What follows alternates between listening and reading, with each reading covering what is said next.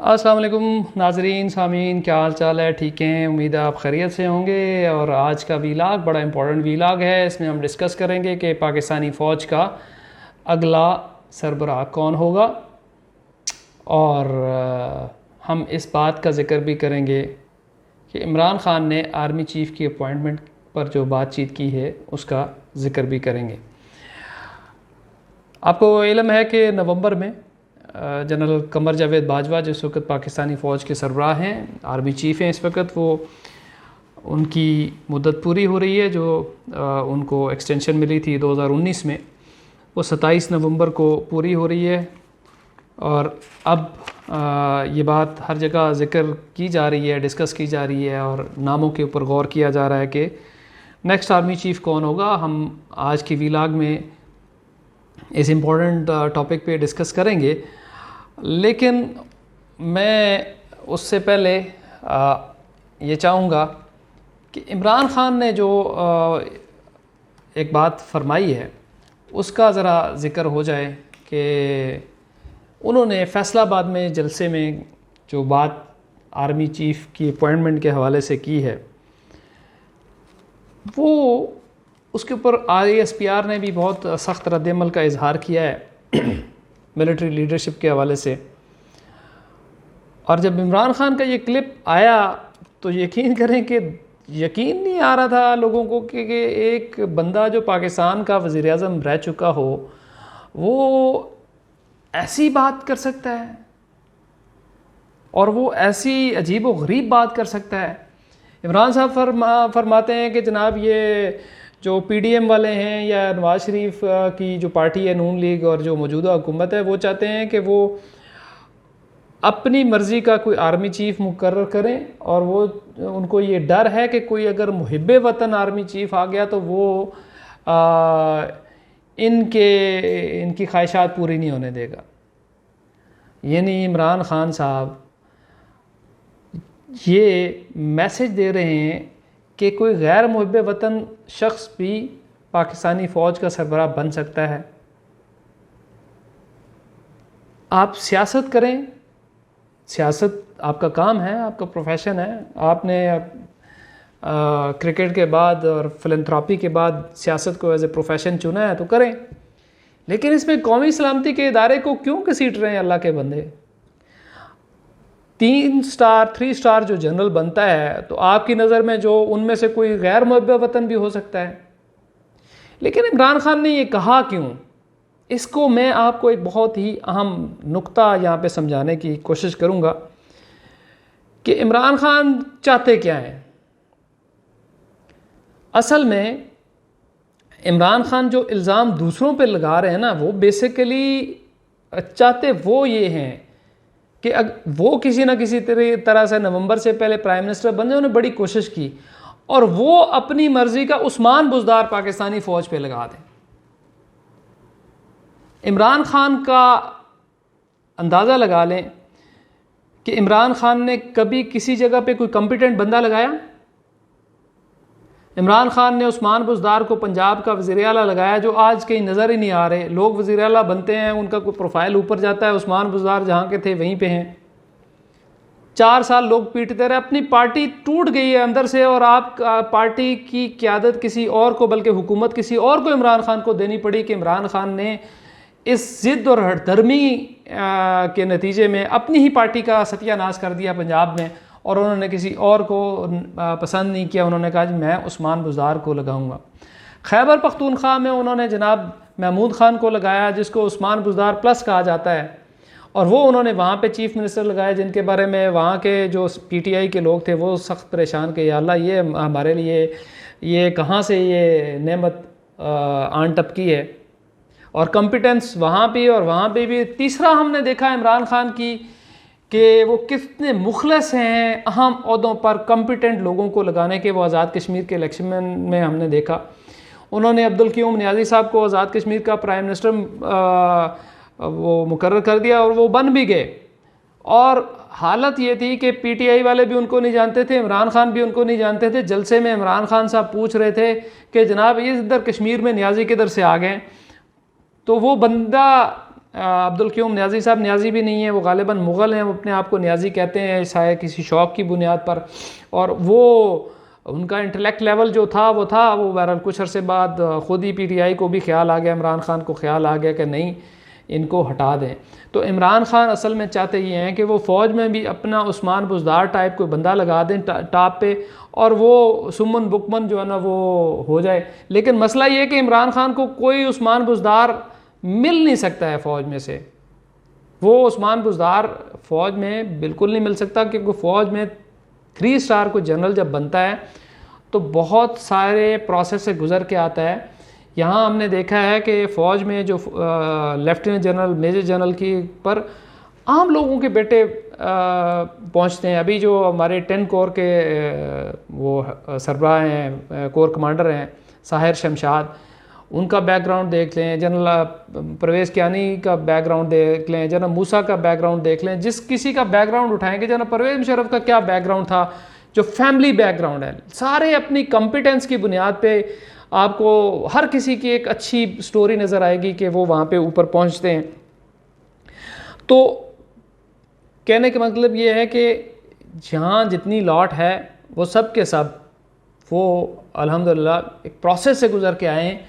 और ऐसे नहीं है कि वो पॉलिटिकल अपॉइंटमेंट, और ऐसे बिल्कुल नहीं है जैसे इमरान ख़ान करते थे। अफसोस की बात यह है कि इमरान ख़ान अब जब वज़ीर-ए-आज़म थे तो इंतहाई अहम मीटिंग्स में जो गल्फ़ के ममालिक जहाँ इनके साथ हमारे स्ट्रेटेजिक ताल्लुकात थे, वहाँ उन अपने मुशीरों को ले जाते थे जो नज़रियाती तौर पे इस मुल्क के शायद से ज़्यादा किसी दूसरे मुल्क के साथ उनकी वफ़ादारियाँ ज़्यादा थी।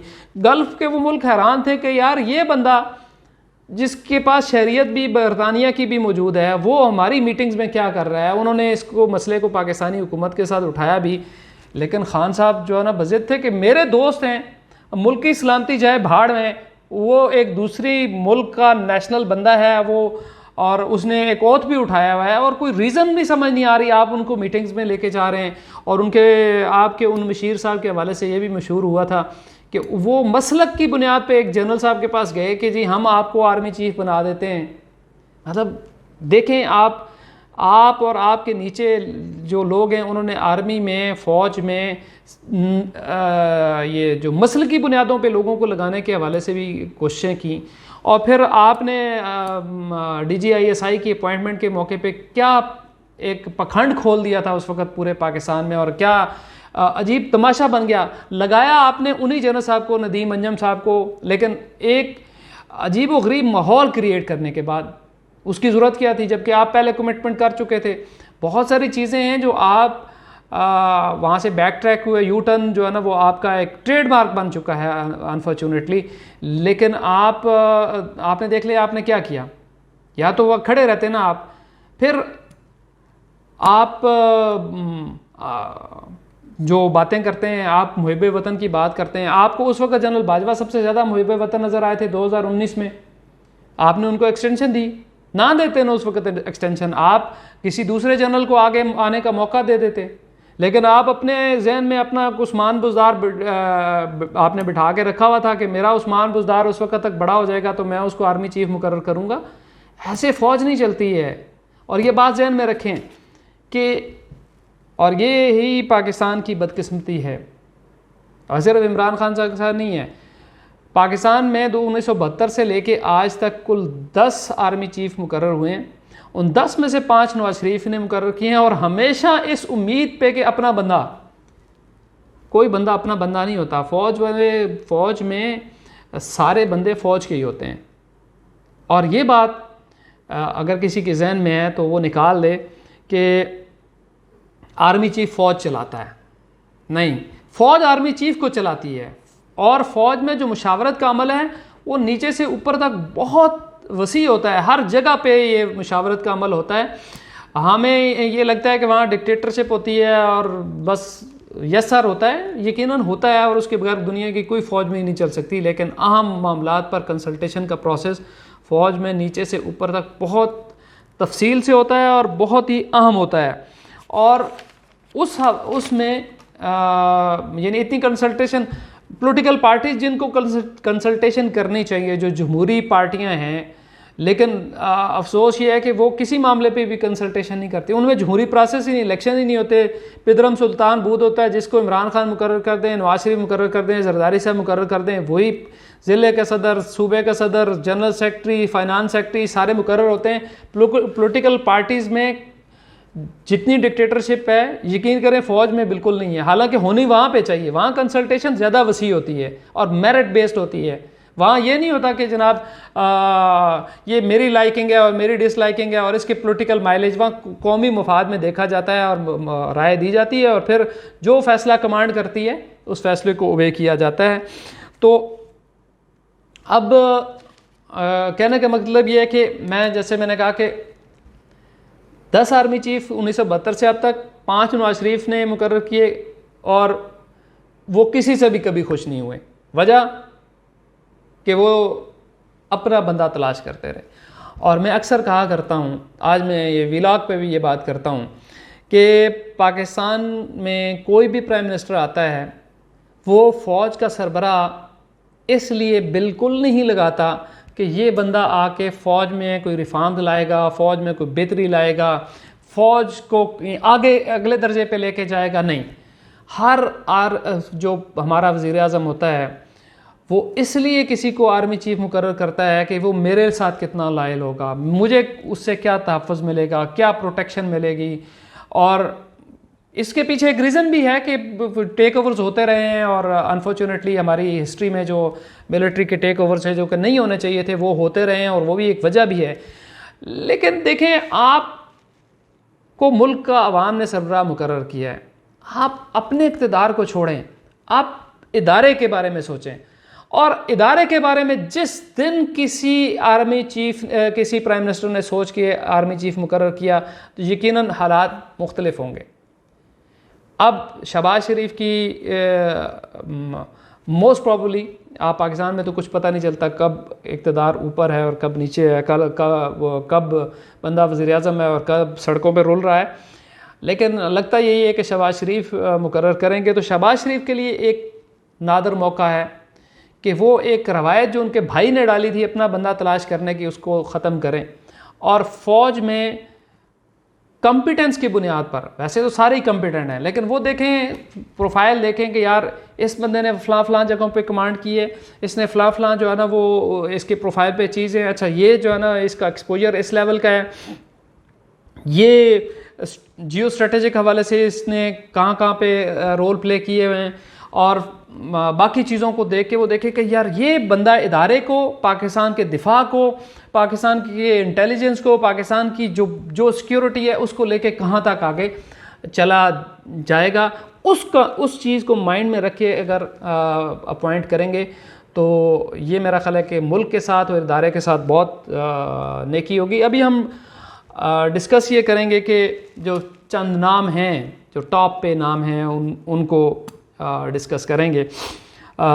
वैसे तो सीनियरिटी में जो एक्सपेक्टेड सीनियरिटी बात ये की जा रही थी कि लेफ्टिनेंट जनरल साहिर शमशाद जो इस वक्त 10 कोर के सरबराह हैं, कमांडर हैं, वो सबसे सीनियर हैं, लेकिन कुछ टेक्निकल बुनियादों की वजह से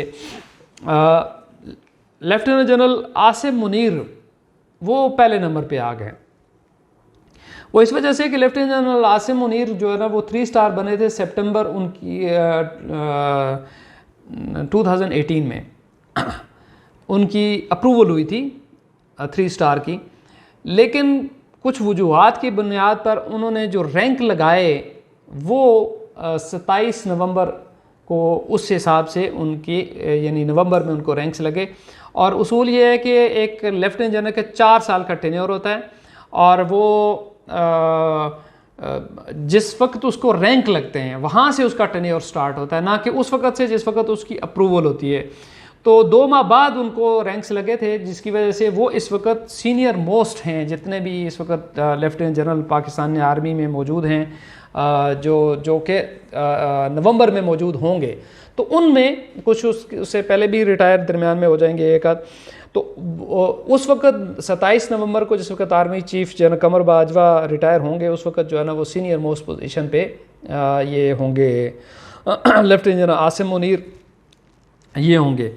और उसके बाद जो है ना वो आसिम मुनीर साहब, आपको पता है इन्होंने गुजरांवाला कोर भी कमांड की है, इस वक्त क्वार्टर मास्टर जनरल हैं पाकिस्तानी फ़ौज में, और ये हाफिज़ कुरान भी हैं और सैयद भी हैं, और सैयद आसिम मुनीर शाह इनका मुकम्मल नाम है, और बहुत एक्सीलेंट रेप्यूटेशन है इनकी। आईएसआई का बहुत थोड़ा सा इन्होंने 8 माह गालिबन आईएसआई को कमांड किया और फिर कोर भी कमांड की। एक ब्रिलियंट ऑफिसर हैं और इन्होंने एमआई को भी कमांड किया, और इनके हवाले से जो है ना वो इस वक्त जो है ना वो सीनियर मोस्ट ये हैं। इनके हवाले से कुछ बातें मैं और भी आपके सामने रख देता हूँ कि जनाब आसिम मुनीर जो है वो उनके बारे में जो मशहूर है जैसे कि भाई थारो जेंटलमैन और प्रोफेशनलिज्म उनके लिए सबसे इम्पोर्टेंट है।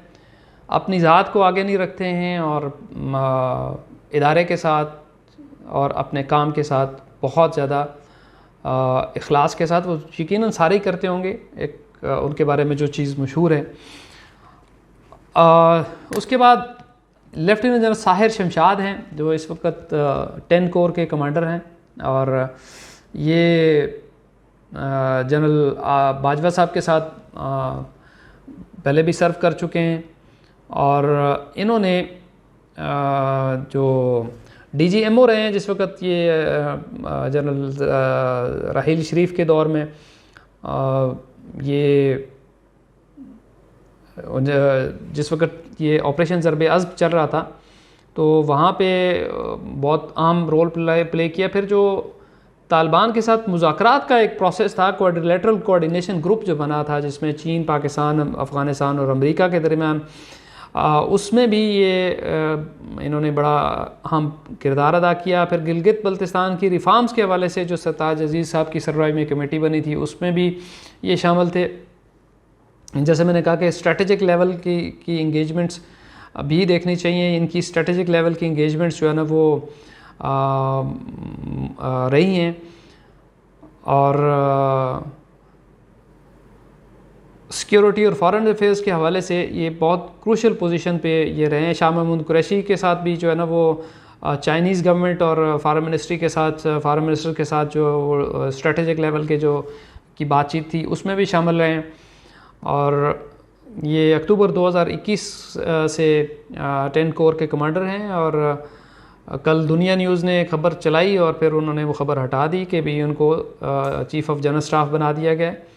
बहरहाल इस वक्त जो तीसरे नंबर पे हैं लेफ्टिनेंट अज़हर अब्बास हैं जो इस वक्त चीफ़ ऑफ जनरल स्टाफ हैं, और इन्होंने भी जनरल बाजवा के साथ लंबा अरसा काम किया है, और ख़ास तौर पे इनको एक्सपर्ट समझा जाता है कि ये कश्मीर और इंडियन अफेयर्स के हवाले से काफ़ी ज़्यादा महारत रखते हैं, काफ़ी इल्म रखते हैं उस हवाले से, और इनका काफ़ी दर्क है इस हवाले से, और इन्फेंट्री से हैं बेसिकली। और इन्होंने जो रिसेंटली इंडिया पाकिस्तान के साथ के जो सीज़ फायर पे अमल हुई 2003 वाली सीज़ फायर पे अमल दरामद के हवाले से अहम डिसीजंस हुए थे, वो उसको अमली जामा पहनाने में भी इन्होंने बहुत अहम किरदार अदा किया था। लेफ्टिनेंट जनरल नौमान महमूद चौथे नंबर पे हैं इस वक्त, जो इस वक्त नेशनल डिफेंस यूनिवर्सिटी को कमांड कर रहे हैं, और ये आईएसआई में डीजीए भी रहे हैं, और इसके अलावा उन्होंने मुख्तलिफ़ अहम पोजीशनों पे ये मौजूद रहे हैं, और ये इस वक्त डीजी प्रेसिडेंट एनडीयू हैं। और 5वें नंबर पे हैं लेफ्टिनेंट जनरल फैज़ हमीद जो रिसेंटली पोस्ट आउट हुए हैं। पेशावर के कोर कमांडर थे, वहाँ से अब बहावलपुर उनको भेजा गया है। उससे पहले ये आईएसआई में एक लंबा अरसा रहे, डीजीसी भी रहे हैं फिर डीजी आईएसआई भी रहे हैं, और उनके हवाले से भी बहुत आपको पता है कि इमरान खान ने इनको भी बहुत ज़्यादा गंदा किया। बहुत बातचीत चली कि जनाब इमरान खान इनको बनाना चाह रहे थे आर्मी चीफ़, और ये सारा जो पॉलिटिकल टर्मोइल हुआ वो इस वजह से हुआ कि इमरान खान इनको चीफ़ बनाना चाह रहे थे। एक ऑफिसर के कैरियर के हवाले से मैं समझता हूँ कि कुछ लोग जो फ़ौज को समझते नहीं हैं वो कह देते हैं कि एक कोर कमांडर आर्मी चीफ की मर्ज़ी से हट के काम कर रहा है। हालांकि ये पॉसिबल नहीं है कि मिलिट्री के अंदर रहते हुए आप अपनी कमांड को वायलेट करें और उसको डिसओबे करें और अपना एक खेमा गाड़ लें। ब्रिलियंट ऑफिसर हैं ये भी, और बहुत कॉम्पिटेंट हैं। इनके दौर में बहुत बड़ी बड़ी अचीवमेंट्स हुई हैं, और अफ़गानिस्तान में जो विड्रॉल हुआ यूएस का, उसके बाद ये काबुल पहुँचे थे, उस हवाले से बहुत पॉपुलर भी हुए। बहुत सारे लोगों ने एतराज़ भी किया कि वे कहाँ पहुँचे। बहरहाल इमरान ख़ान के साथ इनके बड़े अच्छी वर्किंग रिलेशनशिप थ्रू आउट रही है।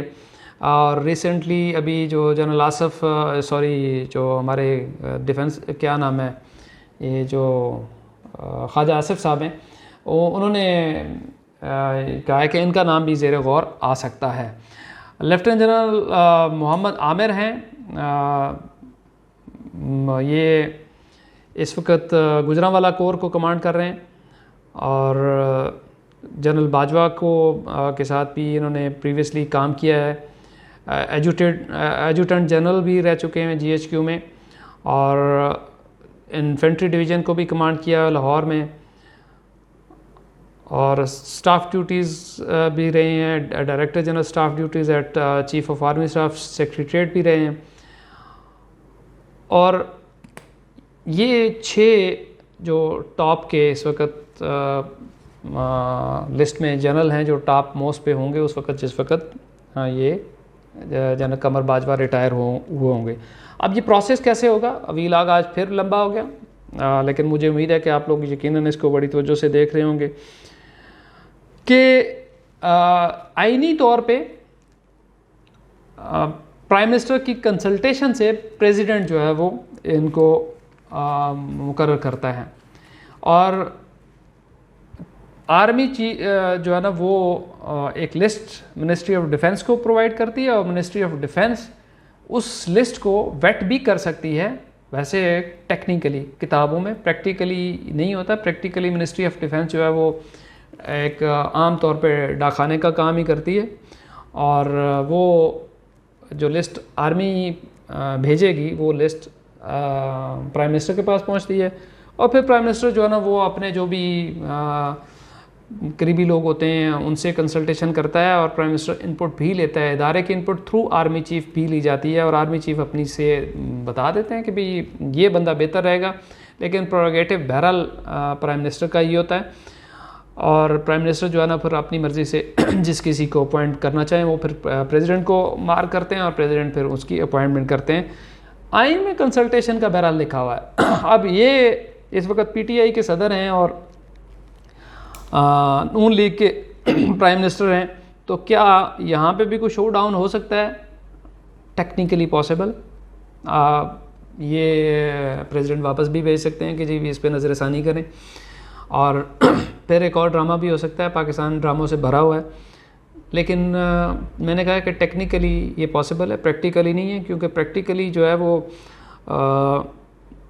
जो हमारे प्रेसिडेंट हैं वो काफ़ी हद तक न्यूट्रल हो चुके हैं। शुरू में उन्होंने काफ़ी गड़बड़ें की थी, अब वो काफ़ी हद तक न्यूट्रल हो चुके हैं, और अब जो है ना वो इस जो ऑफिस ऑफ द प्रेसिडेंट है उसकी सेंक्टिटी को काफ़ी हद तक वो मेंटेन रखे हुए हैं, जो कि बहुत ही खुशाइंद बात है। और उनको यही बात ज़ेब देती है कि वो किसी ऐसी चीज़ में ना उलझें। उनको वो स्टेट का सिंबल है, वो किसी पार्टी के नहीं। हाँ, रिटायरमेंट के बाद वो बेशक दोबारा अपनी पॉलिटिक्स ज्वाइन कर लें और जो उनका दिल चाहे करें, लेकिन इस ऑफिस में रह के वो यकीनन उनको वही करना है जो कि रियासत के मफाद में है, किसी हुकूमत के मफाद में। वो इस वक्त नून लीग के भी सदर हैं, पीटीआई के भी सदर हैं, पीपल्स पार्टी के भी सदर हैं, मौलवी साहब के भी सदर हैं, और मेरे जैसे एक आम इंसान के भी सदर हैं।